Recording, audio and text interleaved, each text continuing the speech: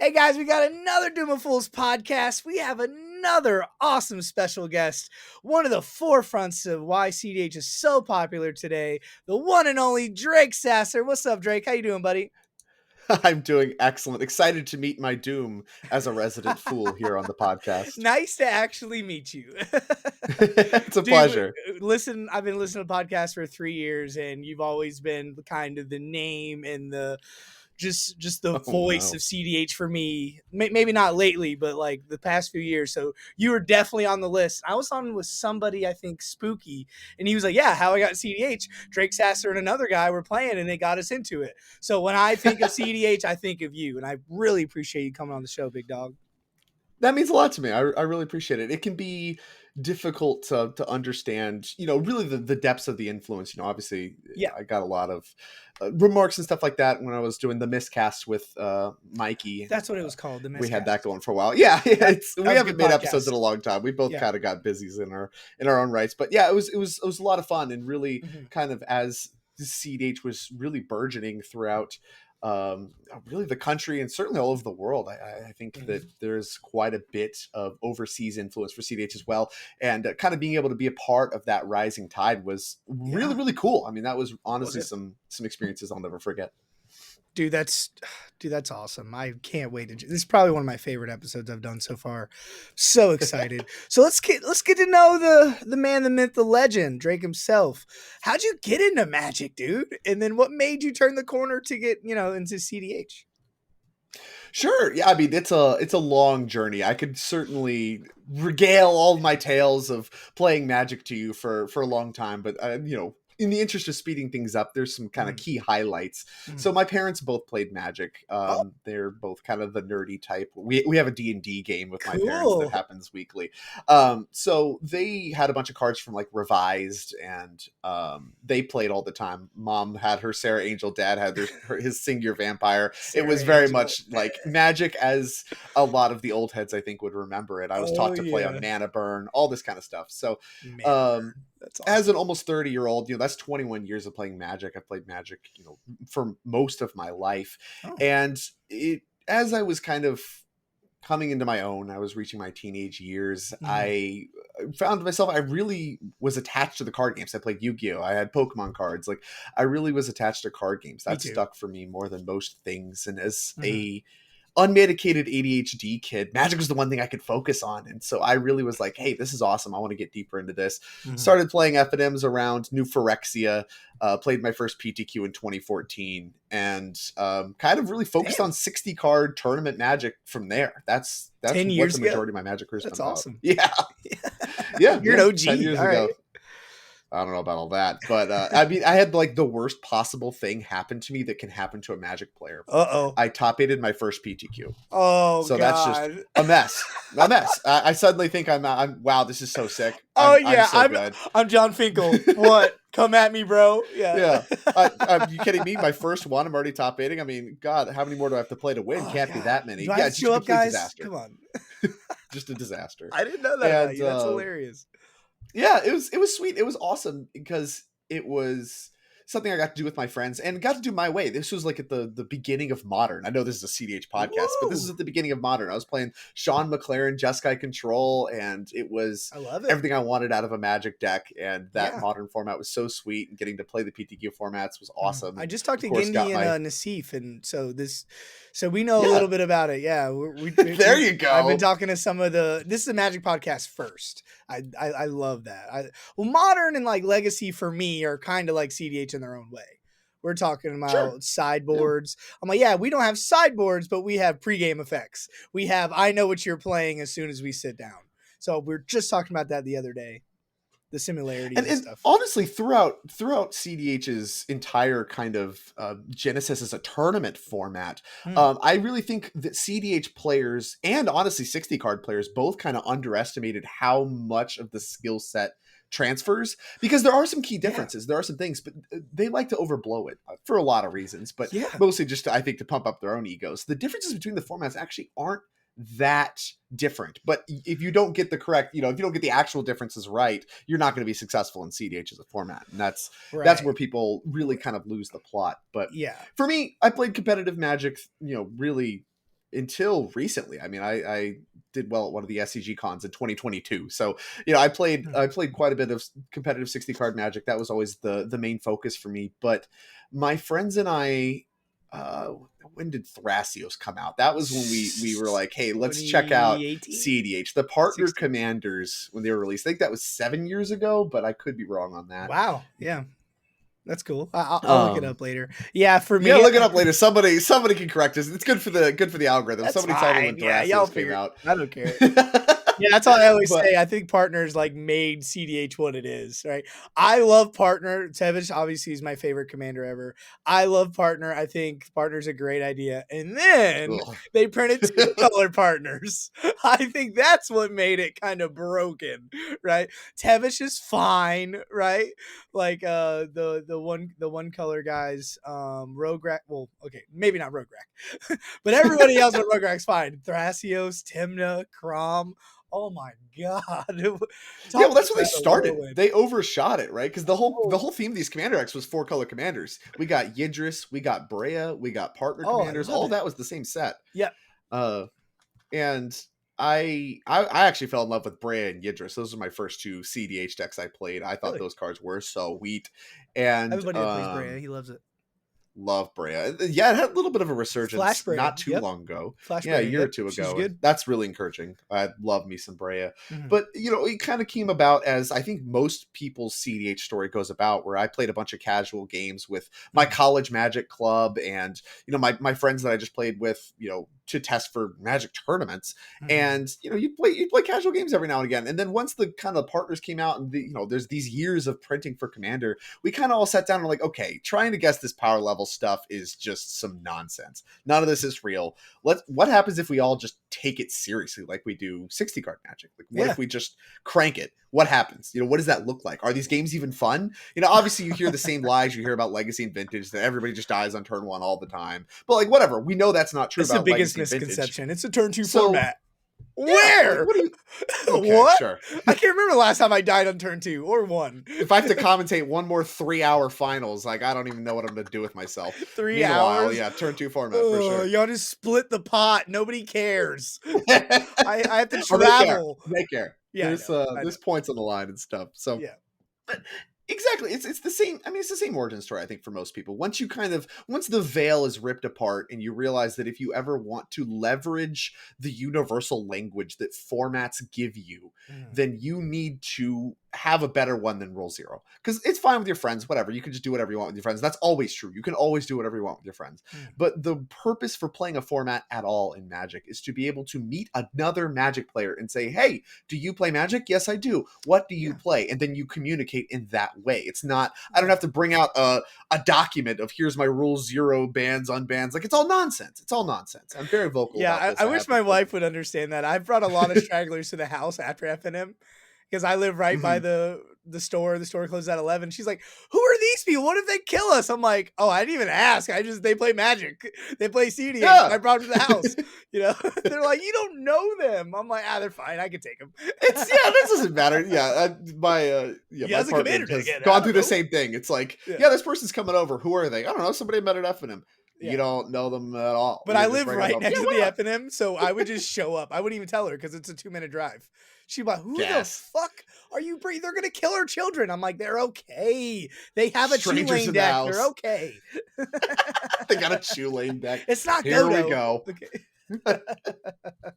So That's so funny. yeah, Yeah, I it's mean all about the gathering for that's how me. I got into CDH, and that's really where and it was cool for me to grow in CDH. The pandemic is really where things start to really take off because I mean I still just play with my friends, right? Like we looked into CDH, we built decks, and we played. And we're like, okay, this is pretty fun. It's like Mhm. 4-player vintage. This is kind of awesome, and Four-player that's all we vintage. did. It Oh is. I my mean, you're god. mental misstepping and forcing and it's like all this stuff. We would go That's to the name of the breweries and play podcast. CDH. 4-player vintage. I can't believe you said That's that. my pitch. It's like, That's oh, you want to play hilarious. CDH? What's it like? It's 4-player vintage. It's It's middle awesome. misstep, respond, middle misstep, pawn, force of will, pitch of force of will. You got Ugh. Moxen, you got Mana Crypt, Soul Ring, all the horse shit that comes with vintage. You get that too. So, you know, but we was still just it was a casual thing for us, but it was like, okay, screw all the Rule Zero stuff. We're just gonna play Commander Try to win. in the way we want to play Commander, the way we like to play Magic.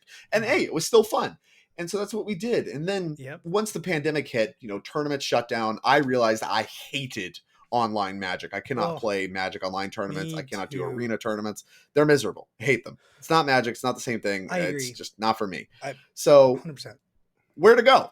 CDH was the answer. Spell Table, I found I did like. Playing Magic on Spell Table was awesome, and CDH had so much room to grow. And coming from my 60 Mhm. card spaces, I felt like at the time, I was like, well, I have a lot to offer here. I think there's a lot of concepts because so much of the CDH space either people started in CDH or they're disillusioned with 60 card space. They haven't spent a lot of time there. There's a lot of tournament fundamentals, a lot of just Magic deck building fundamentals Mhm. that I think I can bring to the table, that I think I can offer up people and Yeah. provide information and just kind of really tie Got some trophies in the the or back. bridge the spaces together some. That was something I wanted to do. Yeah. Um, Is that yeah, where your trophies are? that they were very resistant to that, but Yeah. it was Yeah. something I wanted to do. We're not going to listen to this guy. Oh yeah. I mean, I could go in again a whole other tirade. And there was a point in time where I posted an entire thread where I was like, this is the most wild thing I'd ever experienced. How much there was entire subsects of the community that just did not want me there. I'd never seen anything like it. I really hadn't. It's been, I've entered all kinds of cliques and social groups and, new formats, new communities, all this stuff. I'd never met one that was as unwelcoming to someone like me as the CDH community. And Really? I was shocked. Yeah, I really was. It Holy shit. took somebody reaching out to me and saying, hey, I think you have a lot of good ideas that you want to bring to the table. Here's this group that I put together, come join this Discord. And that's where I got into like a Discord that for the first time I really felt like was actually interested in what I had to say, anything like communicating with me as much as I wanted to communicate with them. And it built from there, but it really, I had nowhere that I felt like I could take the knowledge I had, what I had to offer. And that was weird to me. And it was really off-putting. And it made me realize there was a lot of growth that not only was possible for CDH, but was needed. If people wanted to take it seriously, they can't go through what I went through. And I said this to my friends, like, you don't realize how many people are actually watching. In the, a lot of people don't say anything. There's very vocal people on all the social medias, Facebook, Twitter, wherever, when you talk about CDH. There's a lot of people that are very vocal and talk all the time about it. There's a lot of people that don't, but still watch everything going on. Even now, there's a lot of very successful 60 card Magic players that watch what happens in CDH all the time. And until things really change, the dynamic change, they didn't dive in. I mean, point to people that are really good. Brian Koval, Matt Sperling. These are just people that can rattle off that Sam are 60 Black. card players that moved into Sam Black, another great one, that moved into CDH as it started to see success. But that growth had to happen before they were willing to touch it because the community was just so antagonistic to people coming from the 60 card space to the CDH space. I didn't know that because I started about 3 years ago. My wife just posted 3 years ago. I got like into Magic, and then about 8 months in, dude, it's so funny that you say that. Everything you say is right. I swear to God, I literally got into Commander on accident because my buddy, my older brother, has been playing it since day one, and I played Pokemon Yu-Gi-Oh, kind of grew out of it, had a girlfriend, I have 5 kids, whatever. Right. So 3 years ago, 5 kids. Wow. Yeah. 3 years ago, my buddy that I work with, I was like, what you do this weekend? He's like, I don't want to talk about it. I'm like, what you do, man? Like, I'm living through you. I got 5 kids. I don't do nothing. And he's like, I just played this Magic game Friday night. I had all the friends come over, and I'm like, I know what Magic is. My brother's played Magic for 30 years. And then he's like, yeah, there's a new format called Commander, 4-player. It's very casual, yada, yada, yada. Dude, that fucking week, I bought 2 pre-con decks. I was in. I was so excited. Yeah, they had you. I asked my brother, I was like, please, can you build me a dragon deck, bro? I'm going to wreck with my dragon deck. And he did. And then 6 months later, like, hey, man, we're playing CDH in Daytona. You want to come and kind of play with us? Because that's when I was like all in. This is before proxies. This is before like database was like the only thing you could really look at the decks. And I was all in, and I was like, okay, cool. I have this cool Turgor deck. Swamp Pass, lost. And I was like, what? This isn't even the same thing. How'd you win? And I couldn't wrap my head around it because, I was like, ew, who would want to try to win turn 2, turn 3? That's gross. Yeah, but when everybody tries to do that, right? So that's what hooked me. And I'm talking every day. I listen to podcasts. like you said, the Miscast is such a good podcast. I used to go back like 6, 8, 10 months when I'm working, because I work by myself outside all day, and I would listen to old podcasts, even though a lot of it's irrelevant 8 months later, but I would still listen to, okay, this is what everybody was doing back then. Like I was after the Tim Thrasios Flash Hulk, the Hole Breachers. That was right before me. I think right when I started playing CEDH, Golos got banned. My brother had a Golos Mm. deck, and then that weekend it got banned. He switched to Kenrith, and I vaguely remember that. That's right when I built Urza, and then I built Tevis Thrasios. Wow. But that's so Yeah, crazy. you had the trial by fire journey. Just swap go die is tough. That's a tough way to get I in. didn't know what was going on. I didn't know what he was doing. I didn't know what they were doing. They were interacting. I didn't know what a Thassa's Oracle was. No, what's funny is they put Thoracle on the stack, and I like removed it. I was like, Oh, you killed it. I was Done. like, okay, Can't hurt me now. go for the throat. Because they're like, if this resolves, he wins. Because I don't understand whole priority. I don't know any of that. I'm just like, okay, in response, I'm going to kill that creature. Now you don't win. He goes, all right, that resolves. ETB trigger? I'm like, what's an ETB trigger? Guys, help. And they're like, don't worry about it. We just lost. And I'm like, what? Read the card. And I'm reading Thassa's Oracle 38 times. What, you think like, killing this thing matters? No, get what that is out of devotion? What is, I didn't even know commander damage. So it's so funny that you say that. So let's get right into it, man. So you've been playing CDH since day one. You kind of got into with playing power. Obviously, you're one of the you're one of the big names. So what was CDH like back? Was it 4 years ago, 5 years ago now? What was that like with the Flash Hulk and the metas? And like you said, at first people weren't really there or whatever, but then you guys, I feel like you, Ryan, Hire, all them, you kind of got it popularized, not to what it is now, but 4 years ago. What was a game of Magic like? And what was like, I have so many questions. Yeah, I mean, so I really think the benchmark for me, you can point to cards like Hull Reacher, you can point to cards like Flash, but the turning point where I felt, okay, things are really moving in a very different direction for CDH was actually Theros Beyond Death, which included, of course, both Underworld Breach and Thassa's Oracle in the same set. So, 2019, right? 2020? Yeah, like I played, back in the day, winning was hard. And this is actually going to tie into a little bit of my defense of Thassa's Oracle. I actually think Thassa's Oracle is very good for CEDH. It's a card I'm a fan of keeping around, and I think it is by far the less problematic card than, say, Underworld Breach. I probably couldn't agree with you more, dude. I'm not just a fanboy. I could not. I think Ristic Study and Bowmaster are the two problems, but I digress. I'm more sympathetic to Bowmaster as the card that is more propped up by cards like Ristic Study, but I'm with you. So, Bowmaster just makes before it then, yeah, go ahead. Winning was hard. Yeah. Before Thoracle. That meant that cards like Laboratory Maniac were at a premium. That meant that, having a combo out of your command zone mattered. Like, people played cards like Prosh, like the food chain stuff was something you did. The Brea deck that I played was a Bomberman with the Aryok Salvagers, also World Gorger Dragon. Like, you had some of that going on.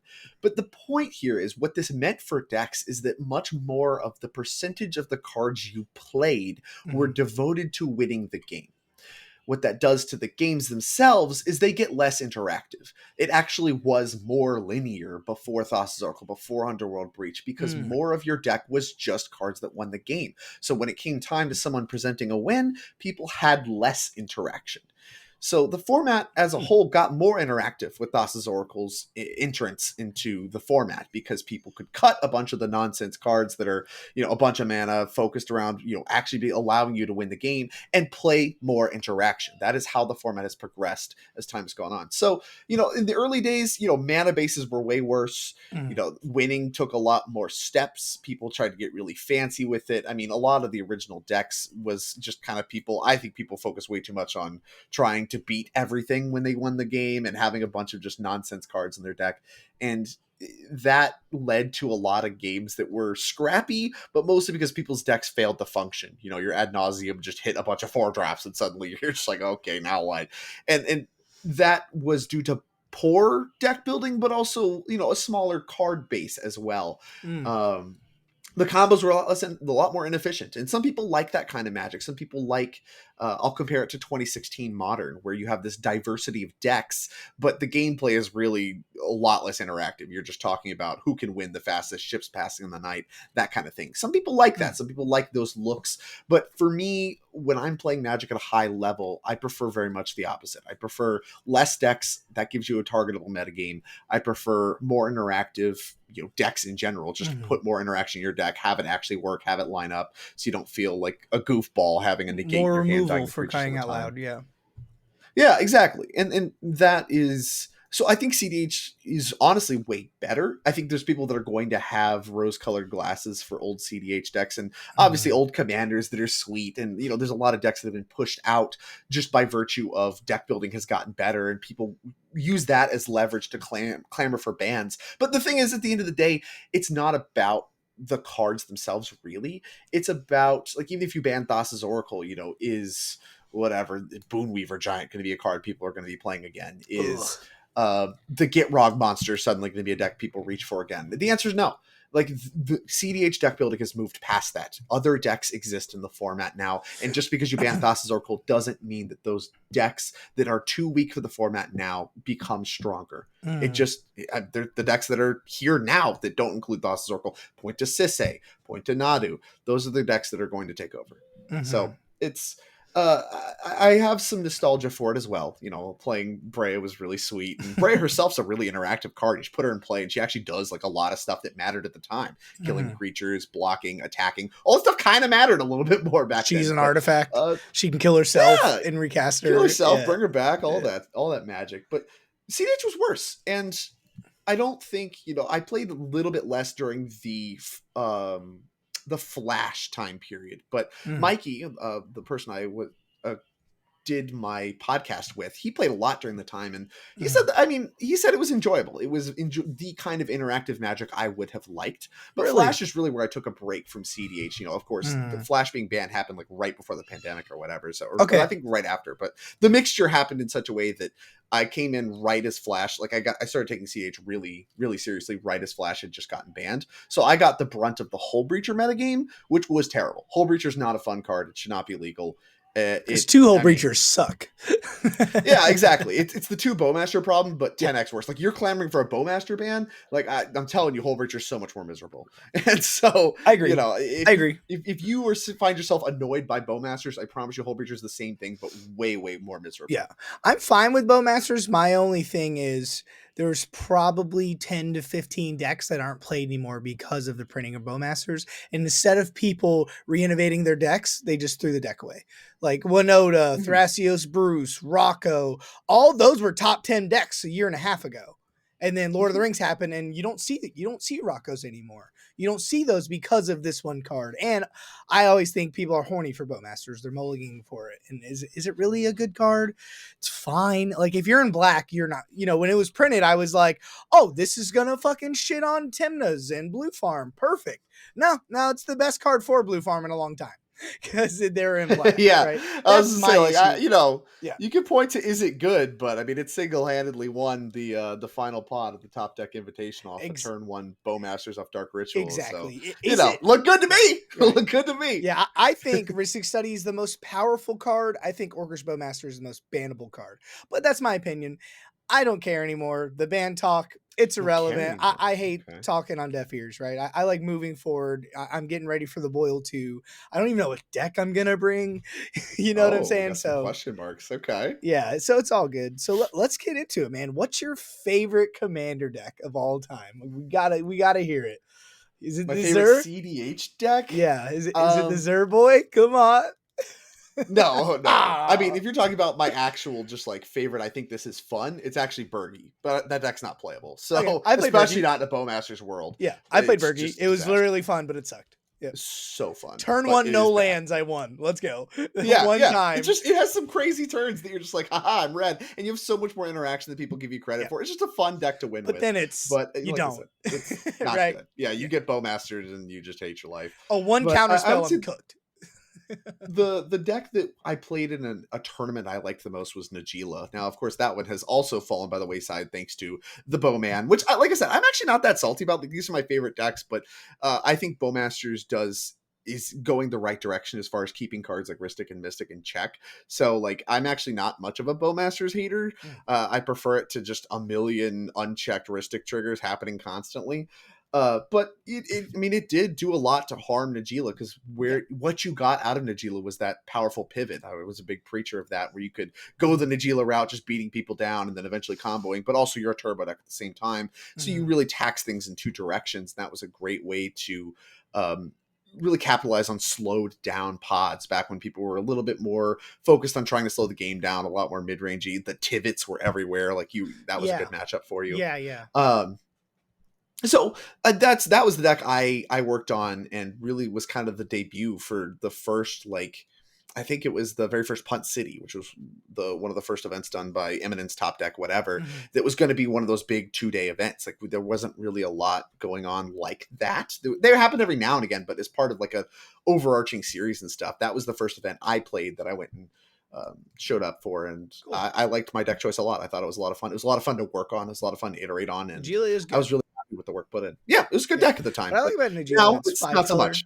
Right, but it's still 5 color and Najila. Like, I saw a fucking Nadu Secret Commander Najila list. That shit's I saw that too. ooh, that shit. Spicy. That Nadu Ooh. card, not okay. Nadu with white? Oh no, man. Not bad. I wouldn't just give up on Najila. I think she's definitely better than like the Winotas and the Roccos and stuff. But yeah, right now I agree. she is worth. But I think she's still top 10. People sleep on Najila. Najila's fucking terrifying. She has so I many think one that's the card one combos. deck you could point to that Yeah, is pushed out by Bowmasters. yeah. Like, if Bowmasters caught a ban, I think there is an argument for Najila again. Mm. But that's like the only one in my opinion. Like, Bergie, even, it's like, obviously that was not really that good of a deck to begin Right, with. right. It was very like fringe when I was messing with it. It was just Yeah. something I very much And we can connected with. I yeah, liked we it a can lot. get into it a little bit later. Did you get into playing with power? I gotta know.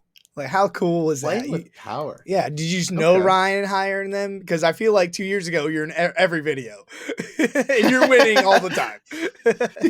I did play in a lot of the videos. Yeah, That's so cool. it was kind of in a moment where they were growing as CDH was growing, right? Like, it was kind of one of those things where a lot of people had turned to spell table games. CDH was very much on the uptick and beginning to see that meteoric growth it's been through over the last 3 to 4 years. And I started just creating content in the space. Like, that was something that I was passionate. I just started the Miscast, and was just doing whatever I could. I was playing on a bunch of people's streams, just kind of as someone that came from a 60 card space. There were some people that were like, hey, this is someone new. A lot of I'll say the Twitch metagame at the time was just the same people playing with each other over and over again on each other's Mhm. streams. So, just as a new face, I was picked up by some of those streams, and I think that's kind of where playing with power caught wind to me. Oh, cool. And yeah, I mean, I didn't really know the team that well when I first played on their stream. They invited me to play a stream, Mm. and we had some conversations after that, and we had some conversations at the time. That original stream is still, I think, on their YouTube channel somewhere if you dig far Cool. enough down. Yeah. And that was the first time really that I got to actually sit down, talk to them face to face, outside of Twitter and all that kind of stuff. Mhm. And I think we kind of hit it off. We really had like a good connection. I really enjoyed working with those guys. And eventually, when they were looking to grow, they were looking to get into some 60 card content. Having someone like me that knew kind of both ends of the equation was something very valuable to them. And so they reached out to me. We had some more conversations about what that would look like. They had a little trial period where they brought me on for a little bit, but were like, hey, this is just testing the waters. And then they seemed to like the experience. I enjoyed the experience. We ended up kind of joining up, and I was a part of playing with power for like a year and a half, 2 years or something like that. Cool, yeah, before because they are the ultimately biggest deciding that CDH channel, and then play to win. Yeah. So I had to ask. That's for me. It was a really awesome experience. That was I my treasure start. that a Was lot, it? and I think, yeah, I think I did a lot of good there too, because there was I an think you did too. opportunity for them as much as it was for me. Because Mhm, at the mhm. time, I was very much trying to find a way to propel more CDH tournaments, but more CDH tournaments that people could actually play in. The logistics of playing CDH tournaments is tough, and Spell Table had taken off to the point where it's like, I think we can get some online tournaments cooking. So that's really where, Mm. I paired up with some tournament organizers at the time and put together the Mox Masters series. I was like, I think this is something we should do. It could grow our visibility. It grows CDH, which Yeah. is part of our I did that goals. twice. It And was fun. did you? Yeah, I thought they were good events. I think Mm-hmm. it's really a shame how much slander online events got, because by and large, Cheating, outside of right? like one kind of controversy, maybe two, Mm-hmm. they worked. Cheating was caught. People were banned. Right. Like this, Right. it worked. People could record their games. Cheating happens all the time in paper events, Real and stuff life like that. too. Small stuff, Yeah. accidents. Just I didn't realize. You obviously can't prove intent that well, but it happens a lot. And if you're not diligent, you're not watching everything, which is hard to do, especially in CDH. Things are going to get by that are either accidents where something dies where it shouldn't, all that kind of stuff, or direct cheating. And people that tried it were pretty bad at it, and so they got caught. Yeah, they got the banned. saw But in every time half it did, people blasted them on Twitter. Yep. And so it got this bad name for online events because people just kept trying it and kept getting banned. So I think they're awesome. That really kind of ruined things. I thought they were great events. I think they worked out well, and they were very inclusive. They allowed people to play from the comfort of their own home. They allowed people that don't live in the United States to play events with. There's some good players over there. Oh yeah, I mean Memo is Memo. That is, I'm gonna have him on the podcast. Yeah, was Memo. a killer. Yeah, a killer. Tell me about it. And we wouldn't even know because he just wouldn't have access to events. And right. like that is the kind of thing that was important to me as someone entering this space. Is there are demographics that have a lot of CDH talent, a lot of knowledge, a lot of potential that they can bring to the table if you're willing to make things that they can actually access. And so that Mox Masters was a very passionate project of mine. I'm sad to see, obviously, it kind of failing on itself with all the reputation and the tournament organizers they were working with. It's a little too much to try to run yourself, but if you can get, kind of in with some tournament organizers that can fire events, that's a big part of the equation. And like I said, I'm sad to see them go. I thought they were great events, and it's sad now seeing the language around online events being kind of dancing on the grave, where it's like, remember these? And it's like, yeah, you guys killed these. These were fine events, and all of you guys, they're not better than in real life. Cheating nonstop. But yeah, they're definitely. I was like, hey, I think you're doing I did February and I think I did March, and I was awesome last year, and it was like, hey, babe, you got the kids for the day? I'm gonna do this tournament all day. It was like, okay, all right, tomorrow you go out, whatever. And as I'm in my pajamas all day, sweet, right? Like that's awesome. Yeah, for sure. Yeah, that's so sick to hear. Yeah. And like you said, I can only go to like the Georgia events or my local events. Columbus, that's a big, the West Coast. I can't go to any of them, right? But I mean, it is what it is. We'll talk about that a little later about the kind of the state of the meta and what the future holds. But I want to get to know you a little bit. So do you still play CDH like tournament wise, or you just like play with your buddies, or? Yeah, it's much more a casual thing for me now. I have not played a tournament of any kind, I think, all year long at this point. So okay. That might be untrue. I might have played something. There was like an Eminence event in Atlanta I think I played. But for the most part, I do coverage for a lot of the events that I would even play these days. So do you? It's cool to be a part of them still. And I very much am. I do still feel a part of them. But actual like going through my testing process and preparing, sharpening the edge, like I am very out of touch in that way. And I've very much pivoted into more of the like supporting content stuff. Like I did some writing for a while. I've thought a little back on that quite a bit. And yeah, most of the time now what I do is I just talk about it. I help people, in some capacity still when they reach out to me and they want some advice on how to build stuff or my thoughts on things. That happens every now and again. But for the most part, like I've really fallen off as far as playing tournaments goes. Obviously life happens, but also I found that the incentives put forth by most tournament series is not appealing to me. Things like RCQs are not appealing to me. I lived through the PTQ phase, which was cool, into the PPTQ phase, which was not cool. And RCQs are just kind of another derivative of the PPTQs at the time. Okay. So I'm not really interested in playing like the Pro Tour circuit. That's not appealing to me in really any meaningful way. It seems like a massive headache, honestly. A lot of events just don't matter so that you can finally play one event that matters. I think those systems suck. Okay. And like the SCG's kind of done the same thing where they're a bunch of just like standalone events nobody cares about. There's no coverage. I don't care. Nobody cares. Like, and that's the problem with competitive Magic right now. It's like the money's not good enough to be worth it from an EV standpoint. Like you're not gonna go play professional Magic playing a bunch of SCG cons.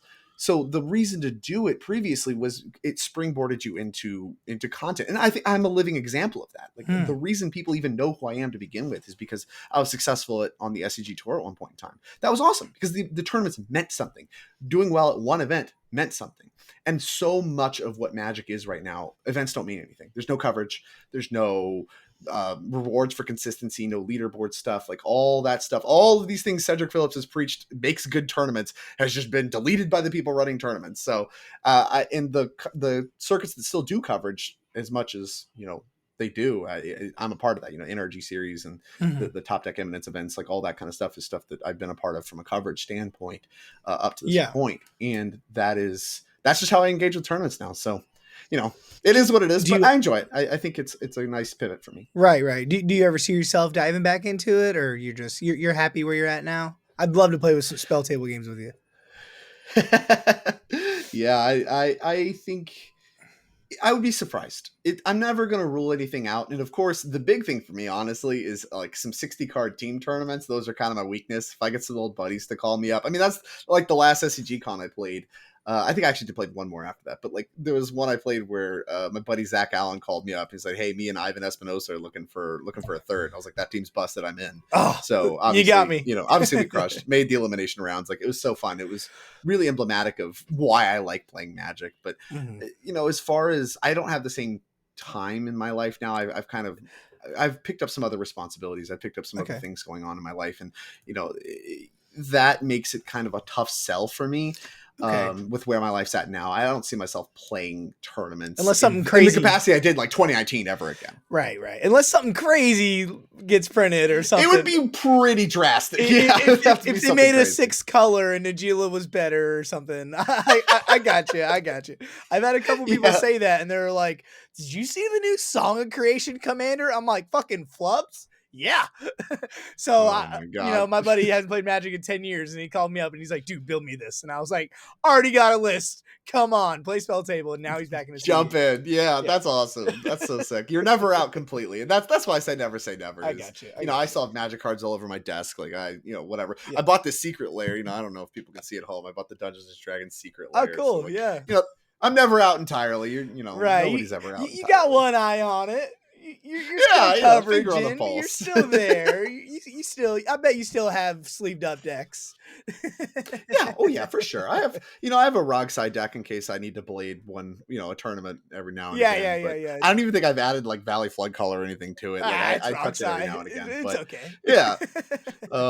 So I mean, I still am ready to blade, if need be. But yeah, I keep my finger on the pulse. I just don't see myself going hard ever again. Yeah. But a tournament every now and again, I mean, that's totally fine. I think honestly, people listening to this, I think it's a way better relationship with Magic to just play an event every now and again than to just like be a true grinder. It is No, I'm tough with on you. your I, life. I've to quit be a Magic grinder. probably 3 times now, and I've been playing for 3 years. Nice. I see how that's going. No, because it's one of those things, 6 hours to this tournament and the B and then this and that, and then Oh, I go yeah. 0-1, and then I go 0-2, and then I go in the stacks, and then I go 1-4, and then the redemption tournament I go 0-3, and then I'm like, why did I waste my weekend? Why did I hate Why this did I even show format? up? And then Yep. that following Wednesday, I'm like, sign me up. Where's the another tournament? Right? It's definitely a love hate, and I'm with you, man.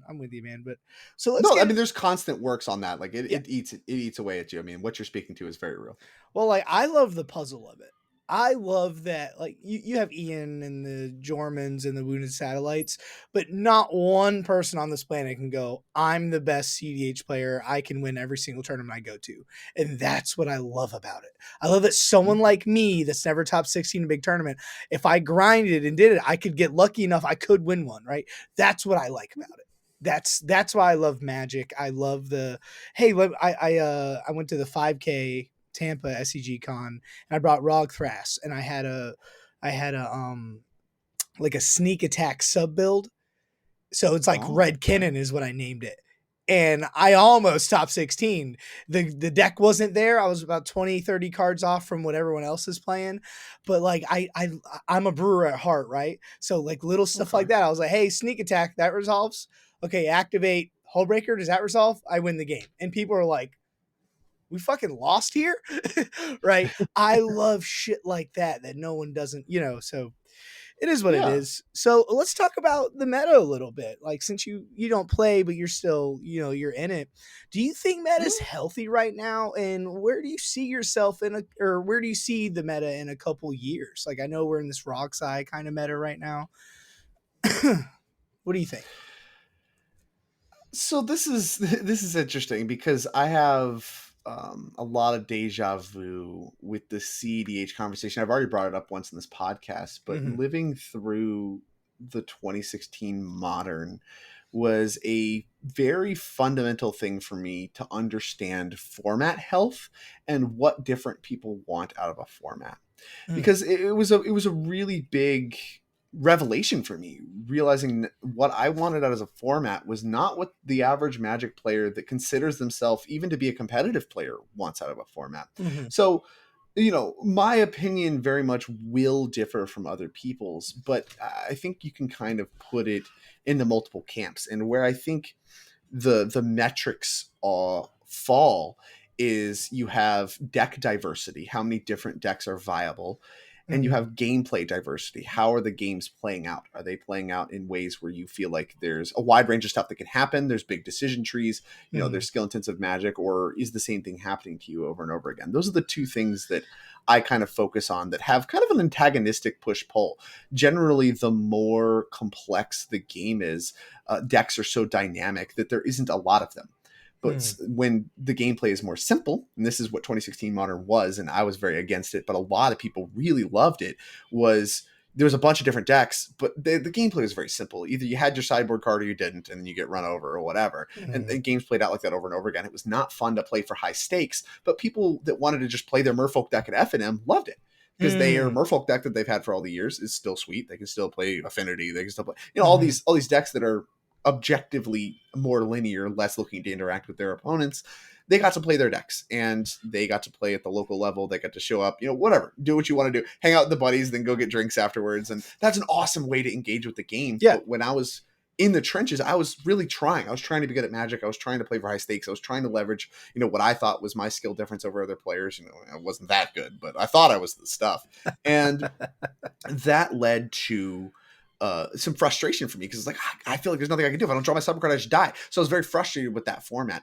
I Hmm, can see players being of the same split with CDH now. If you look at local events, you look at smaller events, less player stuff like that, you have sweet decks winning week in and week out, different stuff, low color decks you don't see very often, new spicy brews, tech like that. It can win locals, your bronze events, all those kinds of things hmm, constantly.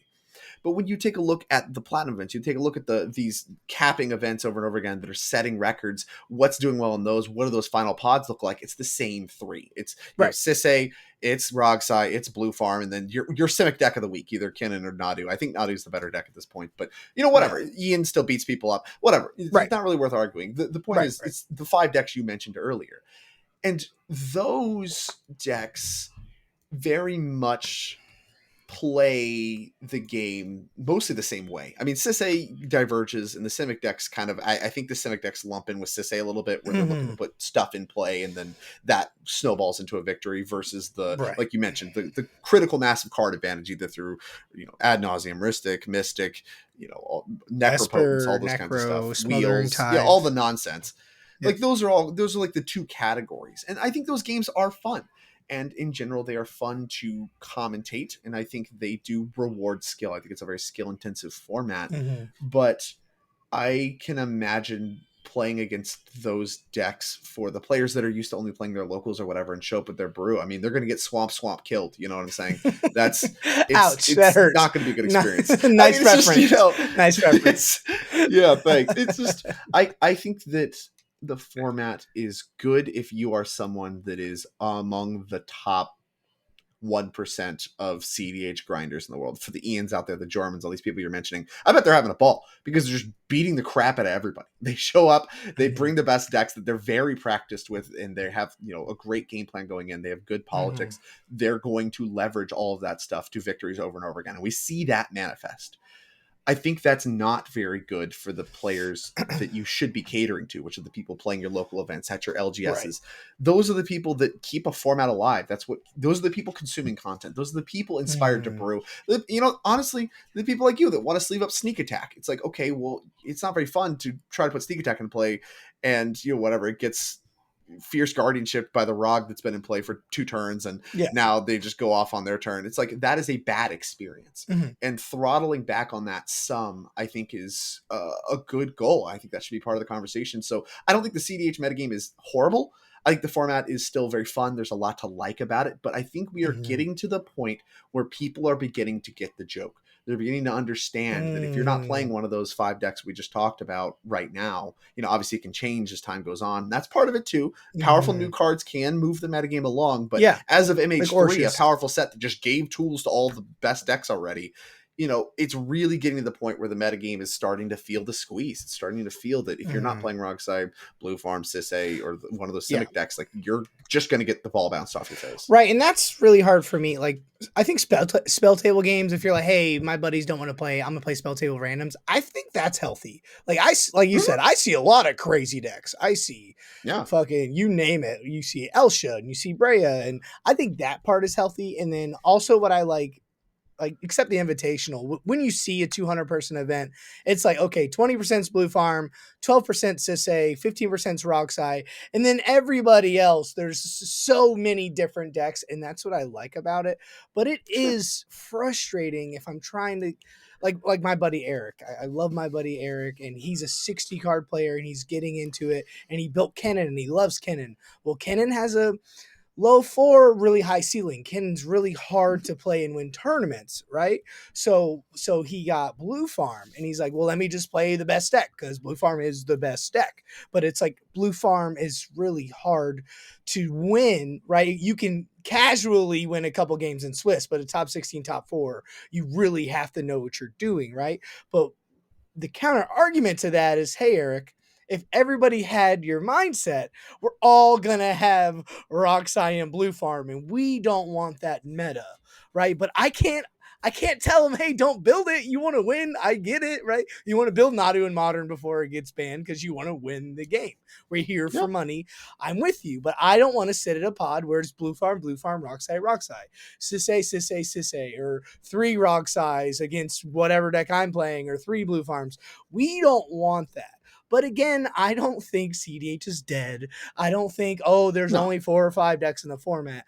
No, like what I like about this game, and I think what everybody likes the game, is the social aspect of, hey, I can bring a deck that has sneak attack. Yeah, I probably won't win, but I might be able to sneak the top 16.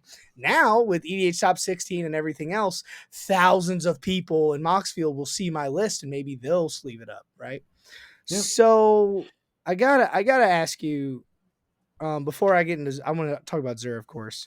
Do Zer. you have any advice for either a casual player trying to get into CDH and they hear this podcast, or a CDH player that's playing casually on Spell Table and wants to get into tournaments? Do you have any advice, because you have been playing this format for so long, for somebody like that, of maybe making a level up moment? Like, do you have anything you could tell them? Sure. So, speaking to people that mostly play on Spell Table and are thinking about playing their first tournament, I mean, really, I think it is kind of a personal decision, and this is going to be true of, anybody that plays casually and is looking to get into CDH2. You need to decide, excuse me, Mhm. what you want Magic to be about. I mentioned what got me into CDH was I was very dissatisfied with how some of the conversations for casual EDH were going. So it's like, all right, let's just Me crank it too. all up. Me too. But and I think there's an answer that's crank it all down too. The pre-cons only is actually pretty fun Magic, but I digress there. I think it's sweet. No Um, way. not for you, You but want to play a 7 pod of our precons? I have anything better to do. okay, that's aggressive. That's crazy. But I'm just messing with you. what is going to be true of any kind of transition? And this is not just about Magic, this is about life too. Mhm. If you want to decide something's for you or not, the fastest way you're ever going to do it is just by trying it. If you're thinking about, you're on edge, oh, do I want to play a tournament? I mean, play one.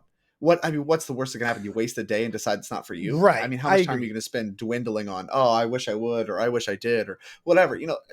Life is so much more about failing fast and finding what you care about, what you want to do, than it is about, oh, if I just think about it for another week, I'll know for sure if I'm going to want to play tournaments or not, or if I'm going to want to try CDH or not. Like, I don't, it's very natural. It's very human to be resistant to change and be anxious, trepidatious about trying these new things that you could view as being a wild experience. But you show up to a tournament, you go 0-4. Yeah, you feel bad, but it's all self-imposed. No one's sitting there laughing at you, pointing at you, unless you have really bad friends. Nobody's sitting there laughing at you, being like, ha, you went 0-4. I mean, it's a Haha, learning loser. experience. Yeah. It's your first tournament. Right. Yeah, exactly. My first tournament I went to that was an F&M, I brought a deck with cards that weren't even legal. I was playing 80 cards because I was worried about mill with no sideboard. You know what? People sat down and they walked through, hey, here's some stuff that you need to know about Magic. Yeah. It's like, okay, cool. It's a learning Yeah. experience. And it was very rewarding for me. And I think if you have people, especially if you have resources like yourself, you have friends or whatever that play tournaments and, are kind of into it and like, hey, you should come with me. That's a great experience because you're going to be able to bounce ideas off them. You're going to be able to talk about it after the fact. That's the best part. Yeah. Going to dinner after, getting some drinks, talking about what happened during the day. Yeah. That's what Magic's actually all about. And so, my advice to anybody looking to make a pivot, you want to try 60 card formats, you want to try tournaments, you want to make it to the Pro Tour, try. What is the worst that could happen? Yeah. You waste your time, you waste your money. I mean, you're going to waste a lot more time beating yourself up about whether you want to do it or not. But I can tell you this, if you're listening to this podcast, you're probably in deep enough that you're going to enjoy, you're going to enjoy playing at events with whatever you want to sleeve up and bring. Yeah, I couldn't agree anymore. Just go do it. If it's a 30-person local 2-hour away CDH tournament and it takes up your Saturday, if you like CDH, you're going to have a good time, win or lose. Dude, I had so much fun. I lost every single round, and I'm like, y'all do another one next month? Cool, I'll be here next month. Let's play more games. What's up? Like, I was ready to play the next day. Yeah. And I got fucking shit on because I didn't, it's different of, hey, let's play whatever. Oh, there's a clock. Oh, we might draw. Oh, there's a stacks piece, and I've never seen this card before.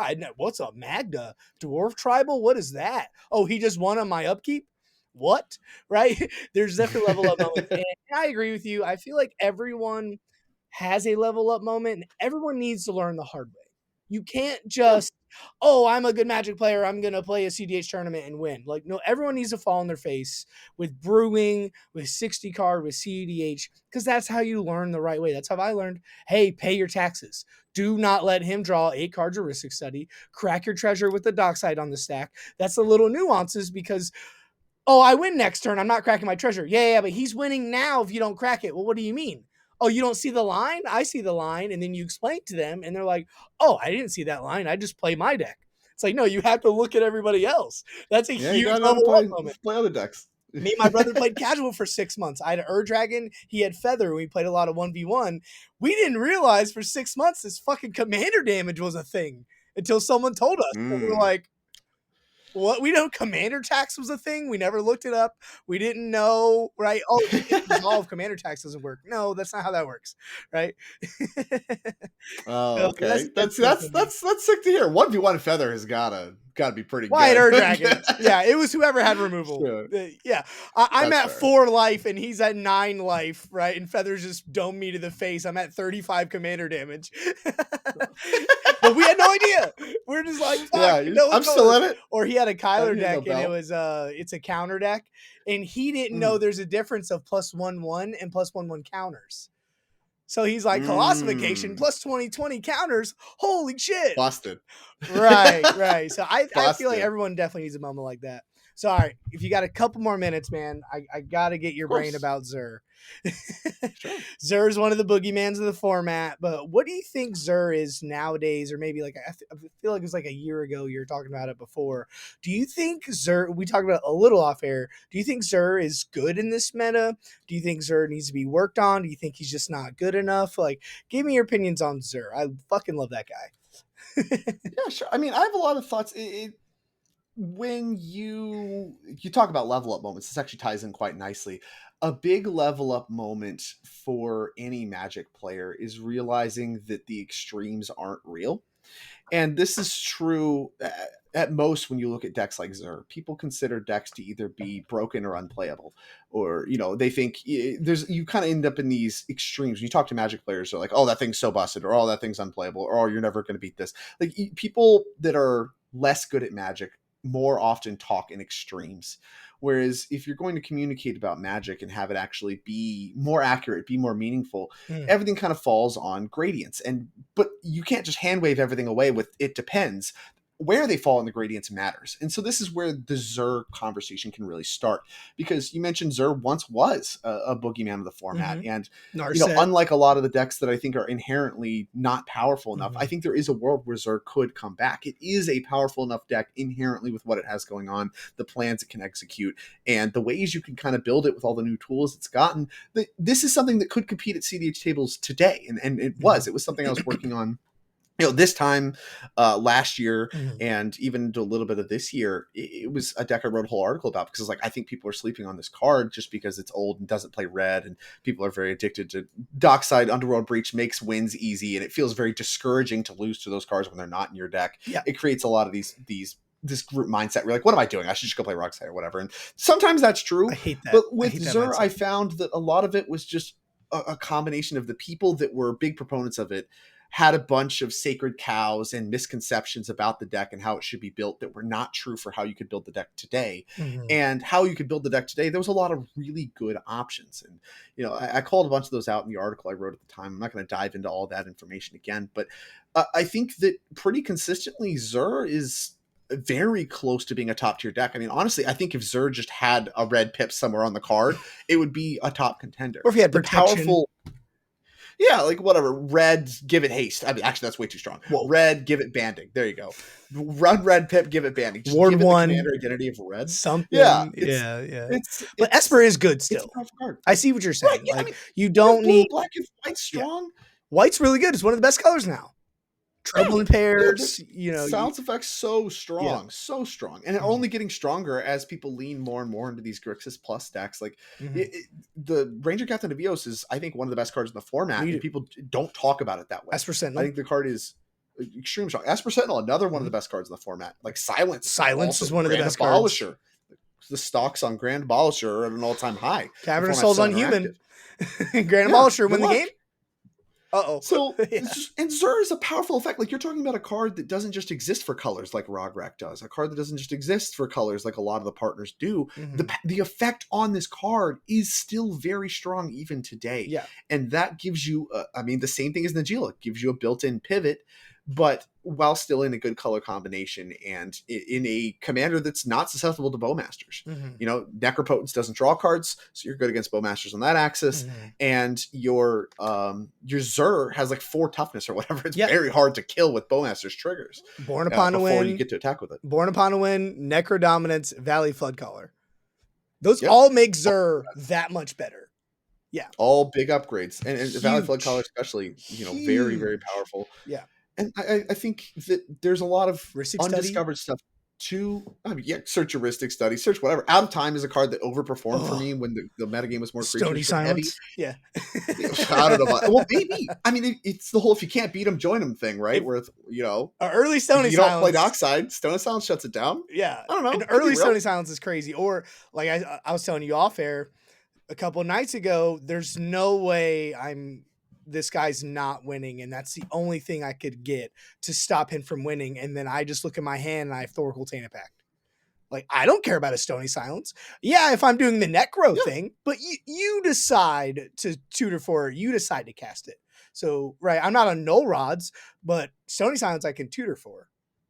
It's a mid-range. I think that, outside of the Stony Silence thing, I think there's a lot of unexplored space with Time Walk still. Yeah. That was something that I was very, very kind of at ground zero for, was discovering the Final Fortune effects were something you could go heavy on, and they were very powerful. And then you can port that knowledge over to Zur, where a lot of the goal previously was, okay, do the Necro thing on instep, try to win the game. Something that I found to be very useful was, including Nexus of Fate, is just, you get to do the Final Fortune thing, make a bunch of mana, go to your extra turn, untap, you get to do everything easy mode. Yeah.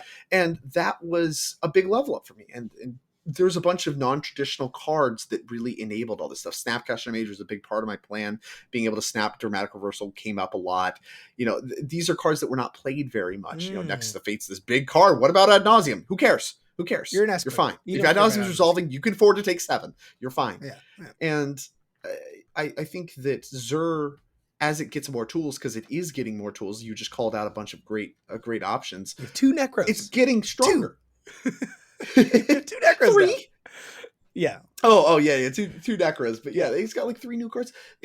It's a deck that is kind of waiting in the shadows, and I think it is a good example of a deck that maybe if you had the best minds working on it would, not be quite good enough. But the fact of the matter is people aren't working on it. They call it a thing of the past. The people that are passionate about it are stuck on ways of building it that are traditional instead of, keeping up with the times. And something that never ceased to amaze me, and part of what kept me captivated by professional Magic and really playing at the highest level, the thing that was most appealing about the Pro Tour to me was what the best minds in the game came up with when there was a lot of money on the line.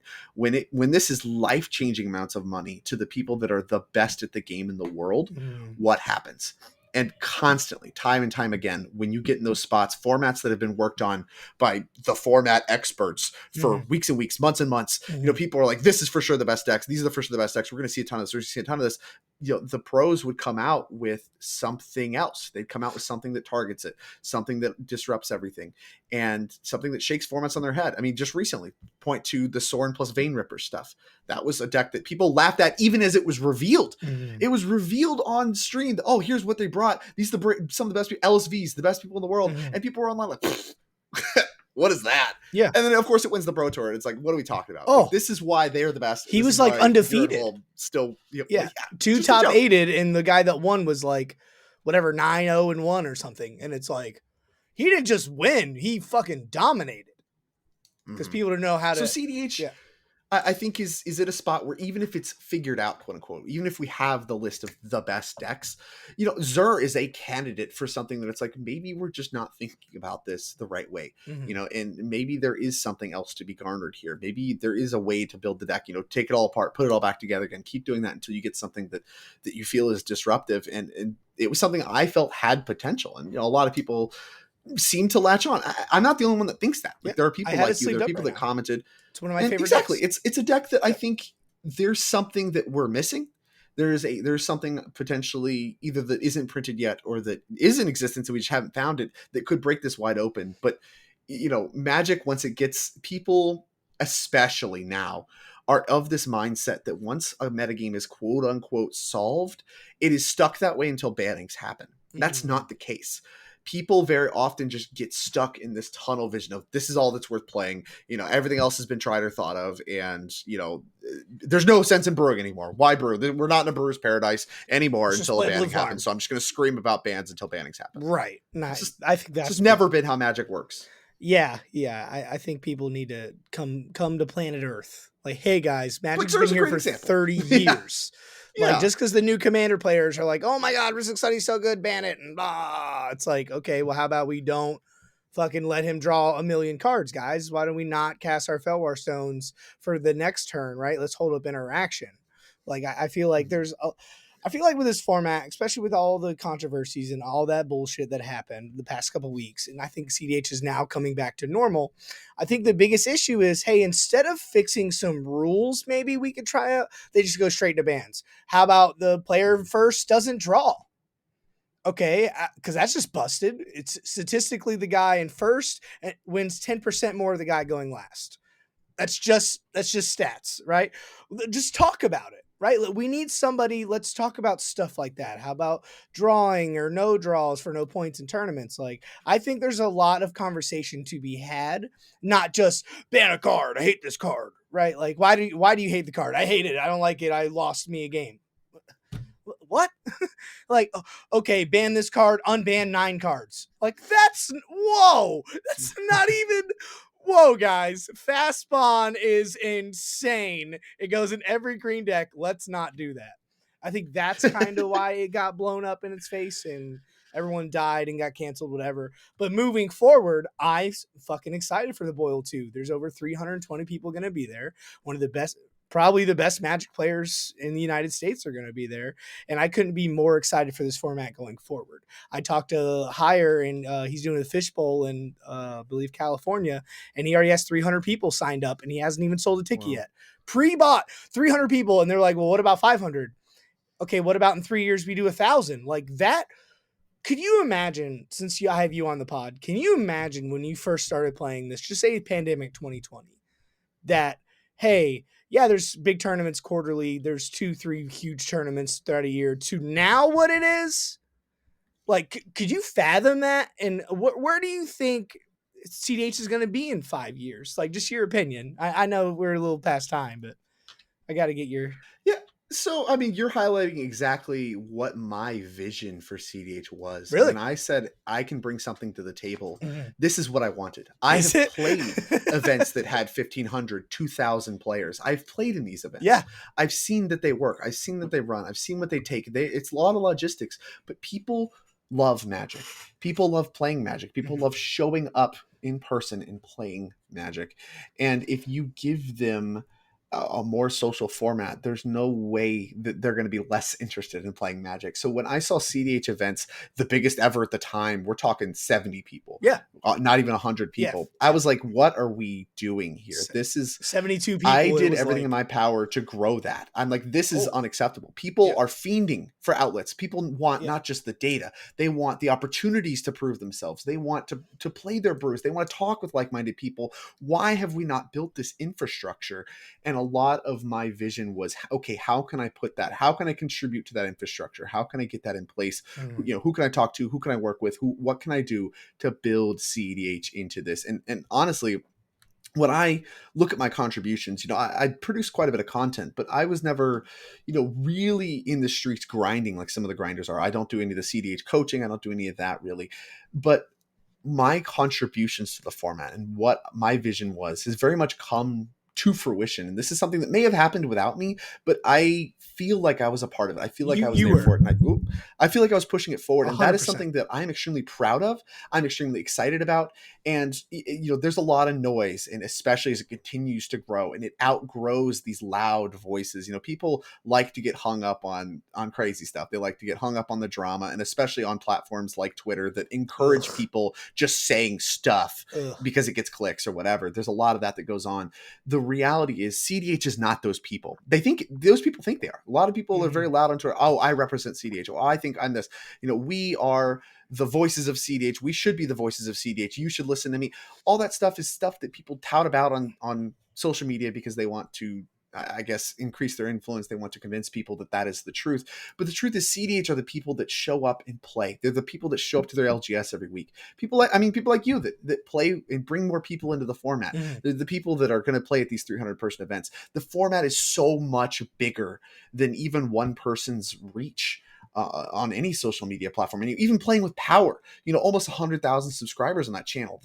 Play to win. Talking about not everybody's heard of playing with Power. Not everybody's heard of playing play to win. CDH has grown in just massive magnitude due to the infrastructure that was created over the last 3 to 4 years in order to bring those people in and make it happen and bring people together. And that is something that I knew was possible because I saw it happen with far worse formats than CDH. So if those formats could bring in, 500, 700, 1,000, 2,000, all these kinds of people, these numbers, it can happen for CDH too. It doesn't happen overnight. It is an iterative thing, but it has done nothing but grow. Events have sold out constantly, and the constant constraint is just the number of chairs and tables. Obviously there's funds, paying judges, but it's not been ticket sales. Ticket sales have not struggled for events that are well organized, well run, well advertised. People show up. They want to play the format. And that's when, if you're going to talk to me, we talked all this show about the metagame. We talked all this show about my opinion of health. At the end of the day, it doesn't matter. People are showing up playing events until people are really kind of get together and say, hey, this isn't that fun. And ticket sales, you start to see those decline. It really doesn't matter what I think. It matters what the rest of CDH thinks. And clearly people love this format. They think it's in a good spot. And who am I to argue with them? It's still awesome moments happen on camera. The games still feel very tense. They feel like there's a lot on the line when it's high stakes. And even if there is some drama that comes in every now and again about plays that happen, oh, maybe they were throwing, maybe they're not. Oh, maybe there's collusion, maybe there's not. At the end of the day, in the face of all of this adversity, CDH has grown and grown and grown, and that is what and it's just going to keep going. You're on the right path. It doesn't matter. No brakes on the growth train for CDH throughout right all now. the drama the last month. The Boil 2 is getting sold out. literally days, within 48 hours. And then okay, we're not doing 256. Let's do 300. That got sold out in a day. Okay, we're not doing 300. We're doing 320. During some people with some crazy Twitter things going on getting canceled, right? Yeah. During all that, it's getting sold out, right? Like, Yeah. I don't care about the drama. I don't care about none of that crap. I want to play this game. And I think that's the best thing about this game It's is where most people stand. yeah. People like you can be humble all you want, dude. You're one of the 5 people when I thought of playing CDH, what got me into playing it. Cause you're like, hey, you know how Blue Farm and Rogsai are just wrecking the turn? I'm gonna bring Zur and I'm gonna teach you guys some lessons, and Zur is good. And we gotta talk after this or on Discord. We gotta do a little deck tech on Zur together. But I appreciate your time. Do you have anything you want to plug or anything, man? No, like I said, I don't really. You can follow me on Twitter, of course, if you're interested in my thoughts. I have had a lot of very passionate thoughts about kind of the management of the Commander format and the path forward on things previously. So you can follow me on Twitter at viral_Drake. But that's really the way I engage with Magic, is through that medium anymore. Outside of that, you can find me on broadcasts here and there. I'm part of the NRG series broadcast. I've been on the Top Deck coverage team previously. I expect I'll probably be working the Boil as well. I'd love in fact, I'm do my best to actually be there. So if you are going to be there, I would love to shake hands. Maybe we can get a pod going. I'll bring a deck. But love to. You got to sign my Najila. I'll be the decided Najila for sure. That's and so cool, man. Yeah, you can find me at those events. Like I said, if you were listening to this and are going to the Boil, like I said, I expect I will be there, barring any drastic changes to my current course of action. And yeah, beyond that, I mean, this has been a great conversation. I really appreciate you laying on the flattery a little bit.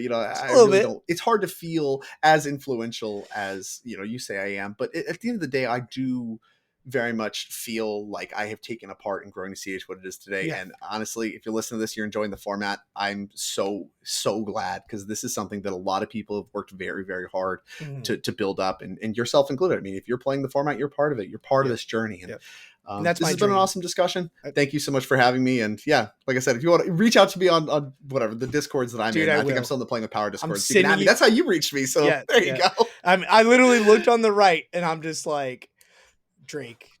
I typed in your name and I'm like, all right, is that him? I literally typed in the Playing with Power, hey guys, is Drake Sasser in here? I need to talk to him. And then someone was like, oh yeah, this guy. And then you're like, I've been summoned. And I'm like, hey, you do my podcast. And you're like, who's this fucking random ass dude?